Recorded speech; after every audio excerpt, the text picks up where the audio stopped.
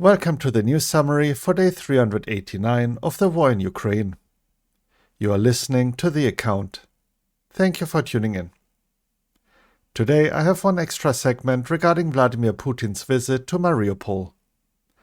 Otherwise, all updates are grouped into the usual: the situation inside Ukraine, the occupied territories, Russia and Belarus, including an article about Wagner recruitment plans, Vladimir Putin's reflection on why he delayed the invasion, and the Belarusian KGB's claim to have foiled a terrorist attack. And the international developments, containing an update regarding South Africa's legal obligation to arrest Vladimir Putin on behalf of the International Criminal Court.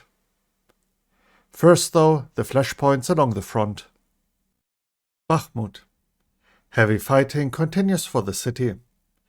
According to geolocated footage, it seems Russia managed to make small advances in southern Bakhmut around the MiG-17 monument. Serhiy Cherevati, the spokesperson for the eastern grouping of the Armed Forces of Ukraine, has stated that Russian occupiers are tactically unable to complete the operation to capture Bakhmut and suffer heavy losses during the fighting. President Volodymyr Zelensky has once again thanked the defenders of Bakhmut. And to start the news segment, a look at Vladimir Putin's visit to Mariupol. Russian President Vladimir Putin has visited the occupied city of Mariupol. It is reported that Putin allegedly arrived in Mariupol by helicopter, then drove a car around the city, made stops in several districts, and spoke to the citizens in the Nevsky neighborhood. During the trip, Putin was accompanied by Russian Deputy Prime Minister Marat Khusnulin, who reported to the president on construction work in the captured city and its suburbs. A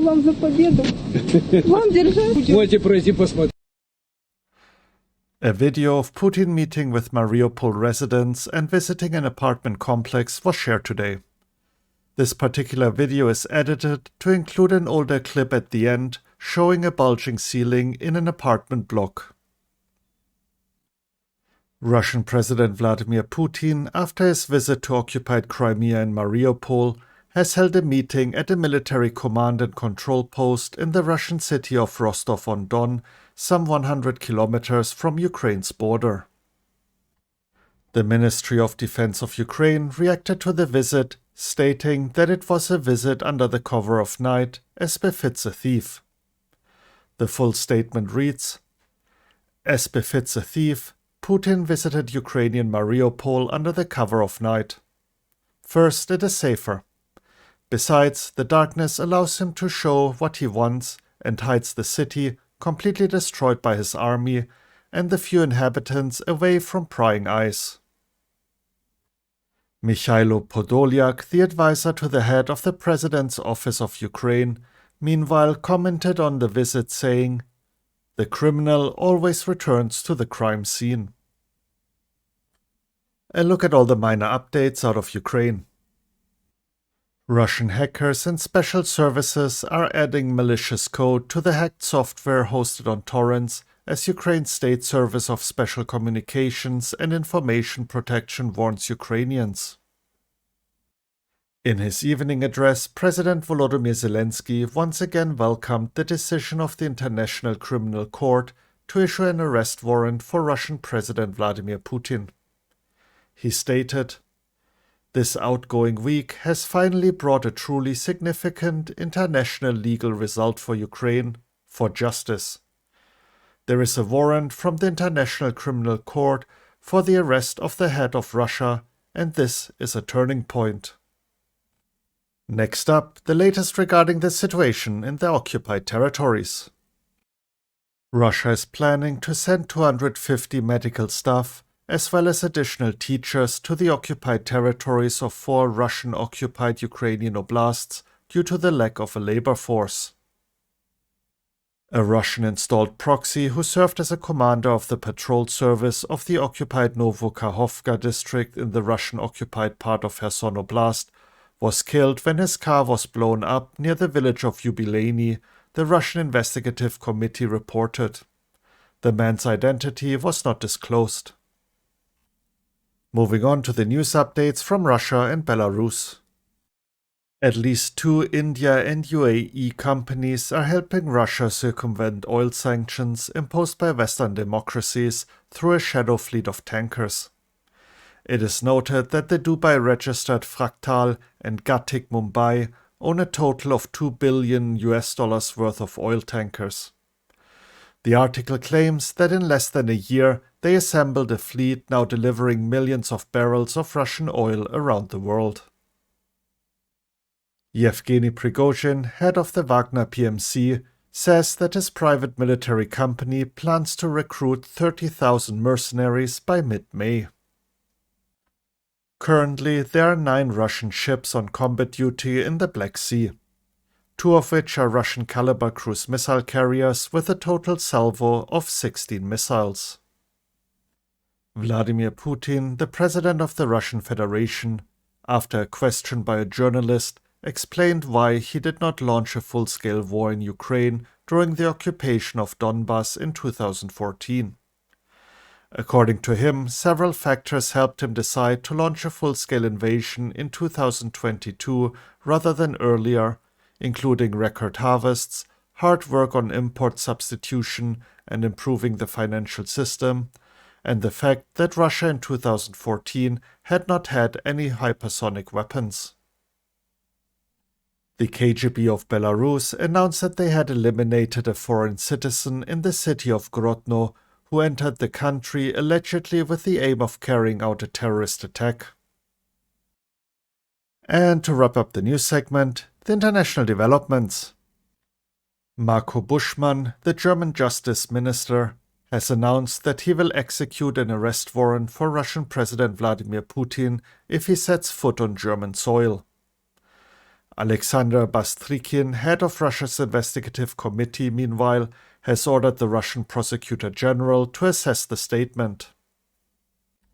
A spokesperson for South African President Cyril Ramaphosa said that the country had noted the report on the warrant of arrest for Russian President Vladimir Putin put out by the International Criminal Court 2 days earlier. This is relevant as a BRICS summit is to be held in South Africa in August, and it was planned for Putin to attend. In the coming month, NATO will intensify its efforts to concentrate weapons along the eastern border of the alliance and to allocate tens of thousands of soldiers who can go to help allies at a moment's notice. The Defense Procurement Agency of the Ministry of Defense of Ukraine and the Norwegian Defense Materiel Agency signed a letter of intent which provides support for the creation of a procurement organization for defense material. Moldova will sanction 25 individuals complicit in Russia's invasion of Ukraine, the Minister of Foreign Affairs stated. And now for the intelligence report segment, starting with the UK Ministry of Defense. On March 3, 2023, authorities in the Russian-controlled part of Zaporizhia Oblast published a decree that declared occupied Melitopol as the oblast capital. The Russian-installed head of the oblast, Evgeny Balitsky, said that this was a temporary measure until the city of Zaporizhia was controlled by Russia.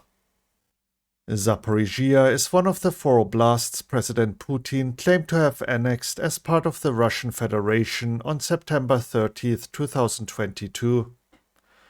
Russia has never occupied Zaporizhia city, a major industrial center of 700,000 people, which is approximately 35 kilometers from the current front line. The quiet declaration of an alternative capital is likely tacit acknowledgement within the Russian system that its forces are highly unlikely to seize previously planned major objectives in the near future.